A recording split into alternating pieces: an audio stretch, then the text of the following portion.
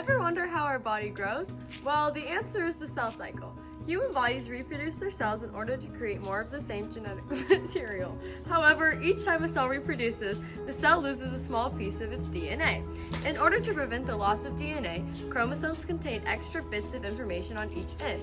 These extra pieces of material are known as telomeres. However, after a cell reproduces around 60 times, the telomeres continue to be shortened, and the truly valuable DNA becomes more vulnerable. Here is my patient. She wants to be younger, so I am recommending telomere pills in order to stop the aging process. Thanks. I'm gonna take some.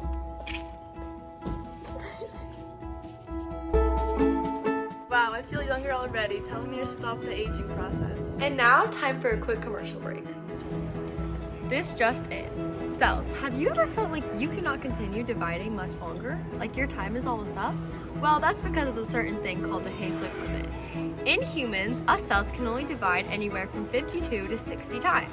When telomeres no longer have a buffer to preserve its genetic information, we need to stop dividing.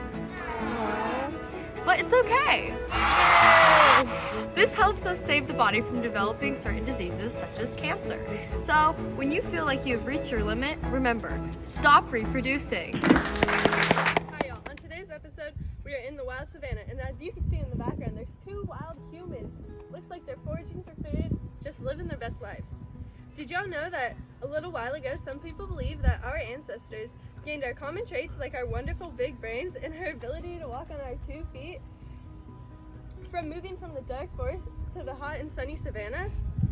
The savannah theory is that our ancestors moved from the dark forest to the savannas due to changes in the environment. Since they began living in the savannah, they needed new ways to hunt and they needed new adaptations. Males began to hunt. To do so, they needed to stand on their 2 feet to be able to peer over the tall savannah grass.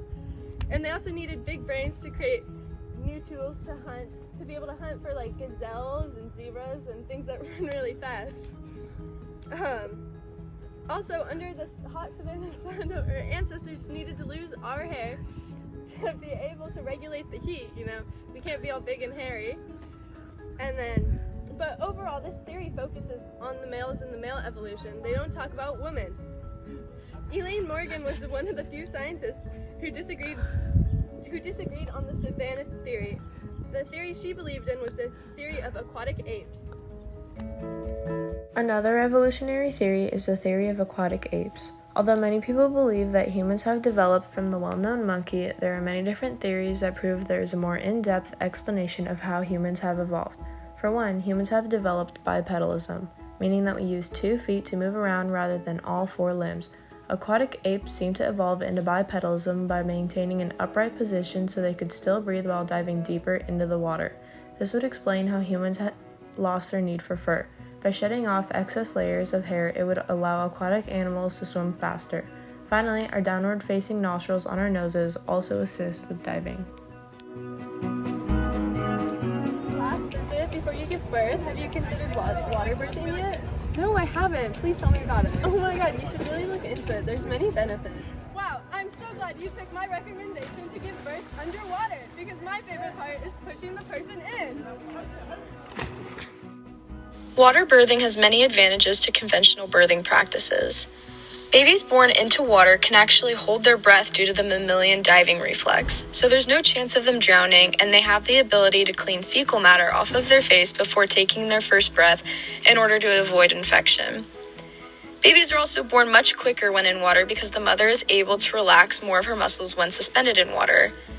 Also, babies born in the water are less likely to tear the mother's vaginal opening.